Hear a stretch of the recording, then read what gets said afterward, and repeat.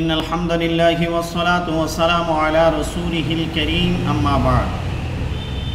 সম্মানিত বন্ধুগণ, দূরের কাছের যারা আমাকে দেখছেন সকলকে জানাই মোবারকবাদ, সালাম, আসসালামু আলাইকুম ওয়া রাহমাতুল্লাহি ওয়া বারাকাতুহু।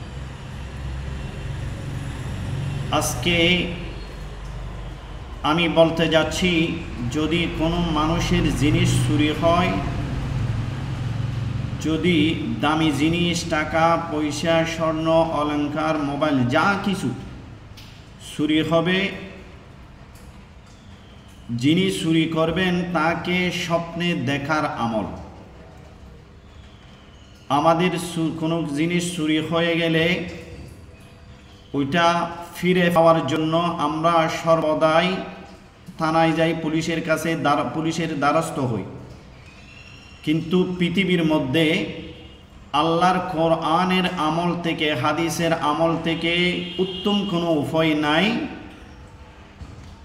যেটা আমরা করব।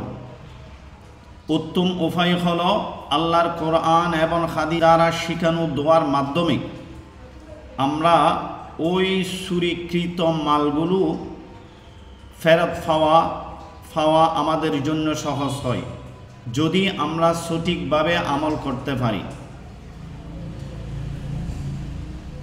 আমলটা হলো আয়াতুল কুরসি একটি কাগজে লিখবেন সুন্দর করে। যদি অত্যন্ত ভালো হবে যদি আপনি জাফরান কালি দ্বারা লিখতে পারেন। এরপরে 7 জন নবীর নাম আরেকটি কাগজের মধ্যে লিখবেন। কাদের নাম লিখবেন বলছি, যারা পৃথিবীর মধ্যে জলিলুল কদর নবী আল্লাহর পক্ষ থেকে আমাদের কাছে এসেছেন। তার মধ্যে একজন হলো নূহ আলাইহিস সালাতু ওয়াস সালামের নাম ওই কাগজের মধ্যে লিখবেন। হযরত লূত আলাইহিস সালাতু ওয়াস সালামের নাম লিখবেন।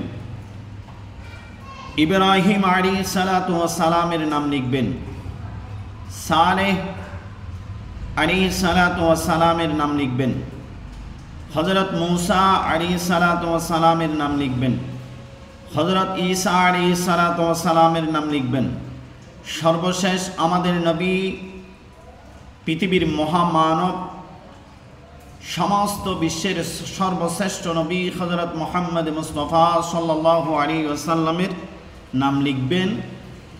দুইটা কাগজের মধ্যে, একটা কাগজ আয়াতুল কুরসি আর একটা কাগজে তাদের 7 জন নবীর নাম লিখে বাস করে সুন্দর করে পবিত্র বিছানার মধ্যে বালিশের খাবারে, যেই বালিশ আপনি ঘুমিয়ে যাবেন ওই বালিশের নিচে খাবারের ভিতরে আপনি রেখে দিবেন।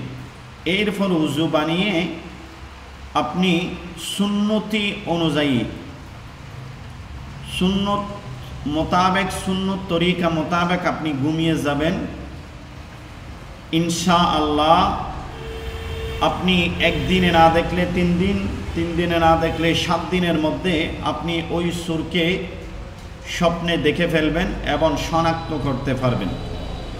এই আমলটা আল্লাহর উপর তাওয়াক্কুল করে বিশ্বাস রেখে আমাদেরকে করতে হবে, যার কারণ আমরা চোরকে ধরতে পারবো, শনাক্ত করতে পারবো, স্বপ্নে দেখব।